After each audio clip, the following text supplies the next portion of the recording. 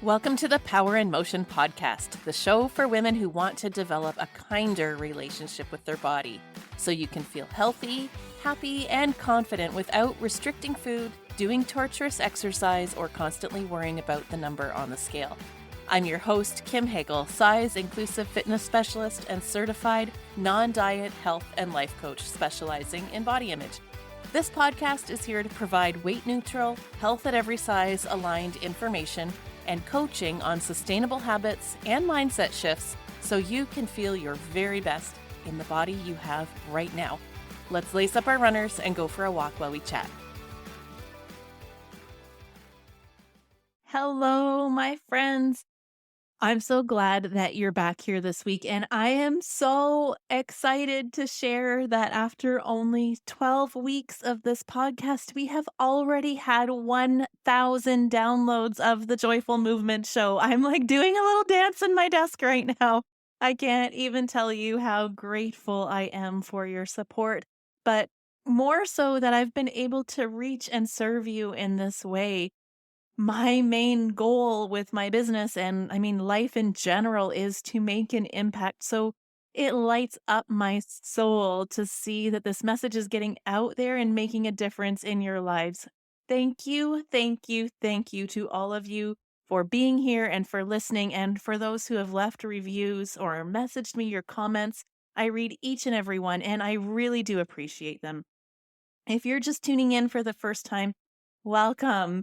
My name is Kim Hagel. I am a personal trainer and registered holistic nutritionist, and I am on a mission to help women break free from diet culture's messaging and figure out what moves them so they can stop punishing themselves with exercise and restricting food and just have fun with movement and feel peace with food and feel confident and proud in the body they have today. I have some juicy content for you today, and we're going to get into that in just a sec. We are coming to the end of our 10-week series about the 10 principles of joyful movement. We've covered a lot in the last 9 weeks, so just to recap the 10 principles here real quick.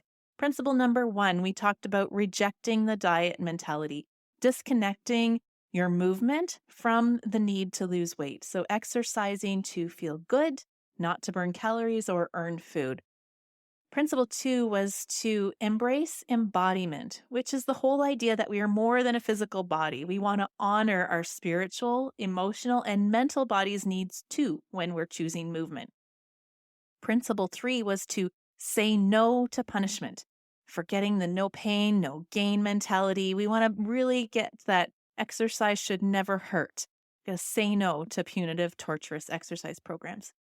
In Principle 4, we talked about challenging the gym police. And if you remember, the gym police are just these thoughts in your head that are telling you how fitness needs to look in order to be right. And you need to scream a loud no to all of those rules and just move your way. Principle number 5 was respecting your limitation. So tuning into your body's signals of pain, energy level, your mood, and respecting those cues and modifying as needed. Number 6 was to stop relying on external validation. So your trackers and your apps and your Fitbits and all of those tools that we used that tell you if you got it right or not. We can tune into our own body's signals through the process of attunement. And that was what that one was all about. Number 7 was to honor your need for rest. So taking the rest when you need it, not waiting for an injury or burnout to justify a rest day. And then principle number 8 was all about finding your people, the importance of community being one of the most motivating forces when it comes to having a daily movement practice. So figuring out who your people are and finding a community that's going to help build you up. And then last week, principle 9, we talked about the runner's high, discovering that pure joy for movement and how to find activities that really light you up and do more of those. So if you missed any of those, I encourage you to go back and listen to them. Implementing those 10 principles can really change your entire relationship to movement and make it a whole lot more fun. But really, the main message that I hope you've been receiving over the last several weeks is that there's no right or wrong way to move your body. It's all about questioning the rules, ignoring all the shoulds and shouldn'ts, and learning to view movement as a form of self care instead of as a way to shrink or control your body. Realizing that your body deserves respect and to be moved in a kind and compassionate way, and figuring out what moves you and doing more of that. I've really been hammering home the idea that we need to stop viewing exercise as punishment. Buying into the no pain, no gain mentality kills our motivation and any possibility for joyful movement. I've been speaking about this at length because I see it so much, and I did it myself for years. Pushing and pushing, always trying to be stronger, faster, thinner, better. And, when this is done from a mindset of needing to fix ourselves, to prove ourselves, essentially that's really coming from a mindset of, I'm not good enough as I am. I'm not worthy, which is at the root a mindset of lack or fear. So when movement is approached this way, it's really hard to enjoy it and stick with it. I've been saying all along, you cannot create a body you love or a movement practice you enjoy by hating your way there. I've been really trying to nudge you towards a mindset of abundance, of growth, of love.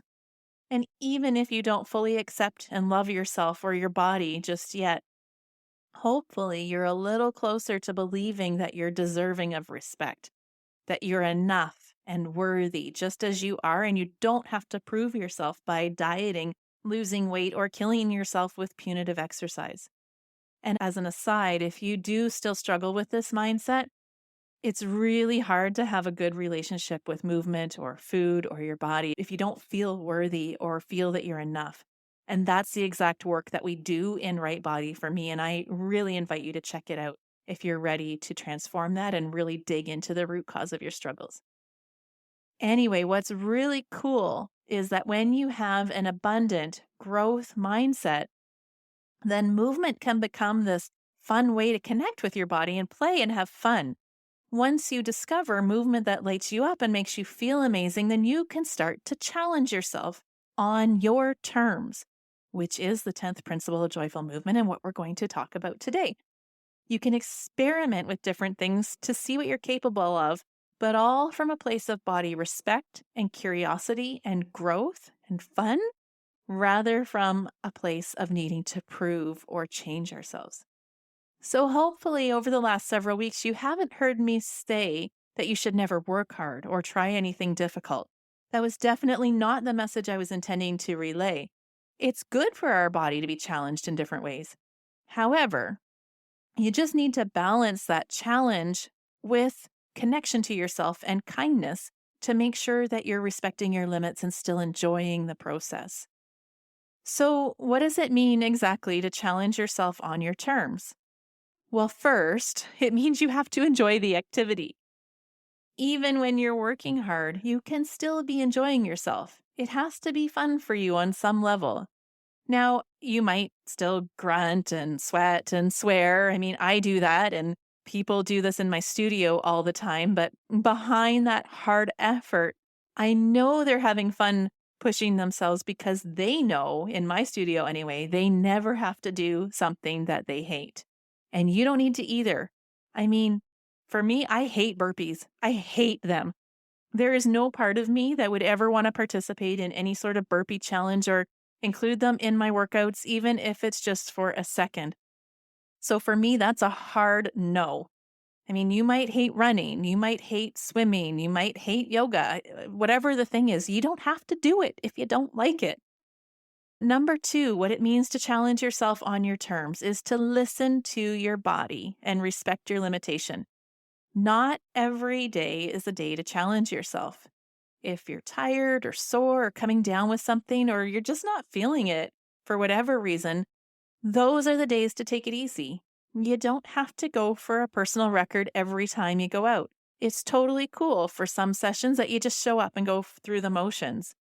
And I mean, of course, if you have a known injury or restriction, don't cross those lines. But if you're feeling great, then by all means, go for it. Often the idea to challenge yourself just happens organically in the moment. You might be out for a run and notice that it's feeling really easy and effortless today, so you decide to change your route and add in a couple hills. Or maybe you're in a yoga class and you're feeling really strong and powerful and decide to give crow a try for the first time.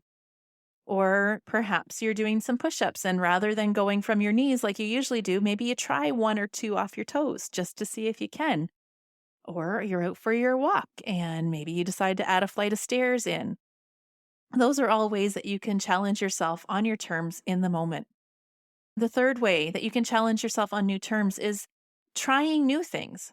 So, as you become more confident with movement that you enjoy and you discover what it is to move your body as a form of self care, you'll start to become more confident moving in different ways.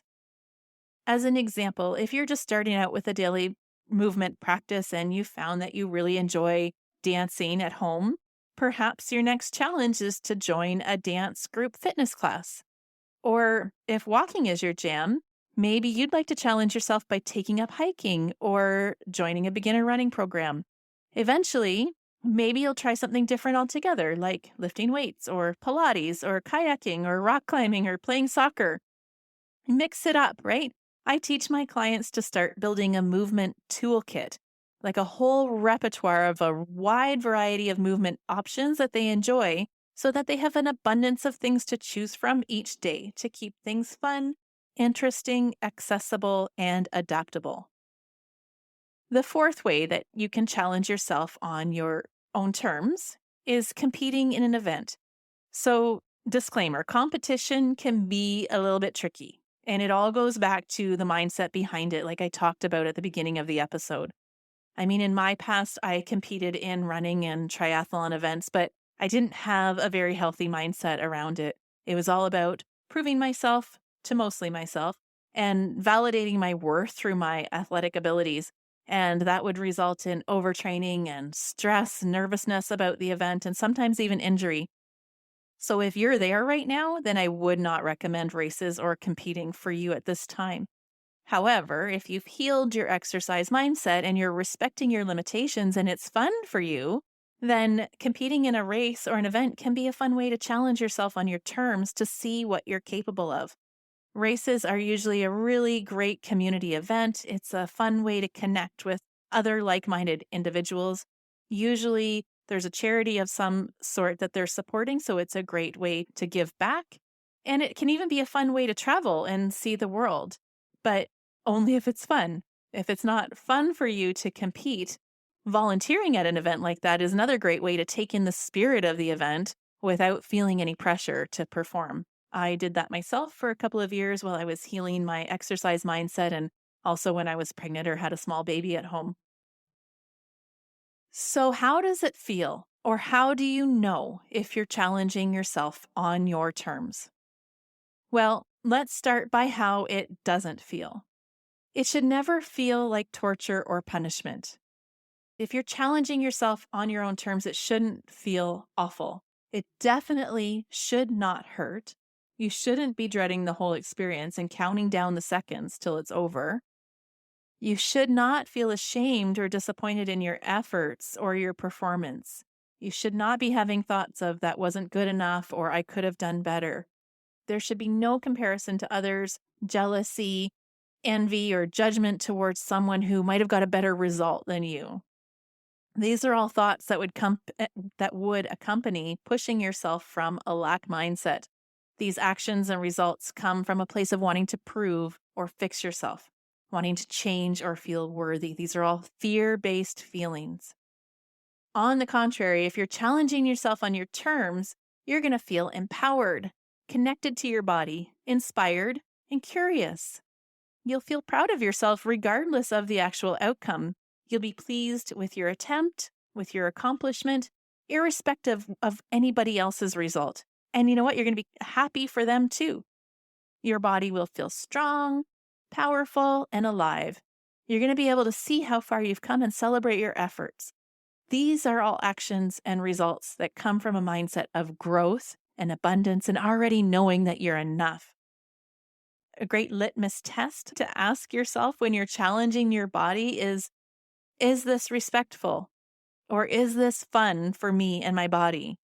And if the answer is no, there's absolutely no need to engage in the activity, and it's absolutely fine to say no or substitute something else. Now, I want to say if it's a trainer or an instructor who's asking you to do something that you don't want to do, don't be afraid to speak up and tell them that doesn't feel good for you. You don't have to explain or justify. Any trainer who's worth their salt should be more than willing to give you a modification that would better suit you and your own goals. I just want to restate that because it's really important and I want to drive this point home. You don't have to do anything you don't want to do when you're in an exercise environment.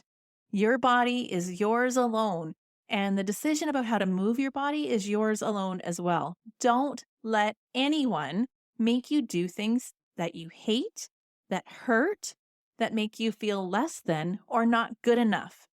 And for goodness sakes, don't let anyone shame you for choosing to modify or scaling back for any reason. They're not the boss of you. You are the boss of you.